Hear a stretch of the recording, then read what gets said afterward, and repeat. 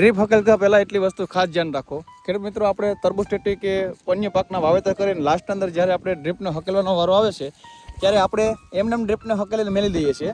એટલે કે આપણી ડ્રીપ બ્લોક થઈ જવાનો પ્રશ્ન પાસે ખાલી આપણે વાવેતર કરીએ ત્યારે અમુક જગ્યાએ પાણી વધારે પડે છે, ઓછું પડે છે અથવા તો બ્લોક થઈ જાય છે.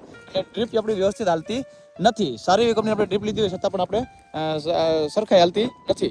તો ખાસ ખેડૂત મિત્રો એક ધ્યાન રાખો કે તમે જ્યારે પણ આપણે ડ્રીપને સકેલવાનું થાય ત્યારે ખાસ અત્યારે જો આપણું ટેટી બરાબર નીકળી ગઈ, પટ્ટા આપણે પ્લાસ્ટિકના હકેલી લીધા, હવે અત્યારે આપણે ડ્રીપ હકેલવાનું થાય ત્યારે આની અંદર ખાસ ખેડૂત મિત્રો લાસ્ટના અંદર તમે પાણીનું પિયત આની અંદર આપી 15-20 મિનિટ જેવું, એના અંદર તમે ઓર્થો ફોસ્ફરિક એસિડ અથવા તો જો તમે સલ્ફ્યુરિક એસિડ મળી જાય તો સલ્ફ્યુરિક એસિડ, આ બંનેમાંથી એક એસિડ તમે પાછળથી 10 મિનિટ તમે આની અંદર આપી દો. પાછળની જે નળી છે તમને બતાવવા વાળી, જ્યારે તમે જો આ રીતના જોઈ શકો, તમે જ્યારે તમે આપો શરૂઆતની અંદર ત્યારે એ નળી તમે પેક રાખો ને ત્યાર પછી તમે બીજે દિવસે પાછું આ નળી પેક રાખો તમે, એટલે કે તમારે આના અંદર ભાઈ એસિડ આપણે પડ્યું રહે એક નાઇટ, પછી બીજે દિવસે તમારે આના અંદર પાછું 20 મિનિટ 30 મિનિટ પાણી ચડાવવાનું છે. ત્યારે તમારે આ મોઢા જે આપણે છે પાછળ આપણે જે એ મોઢા ખુલ્લા કરી નાખવાના અને એ પાણી આપણે પાછળથી બહાર કાઢી નાખવાનું. એટલે કે આપણે જે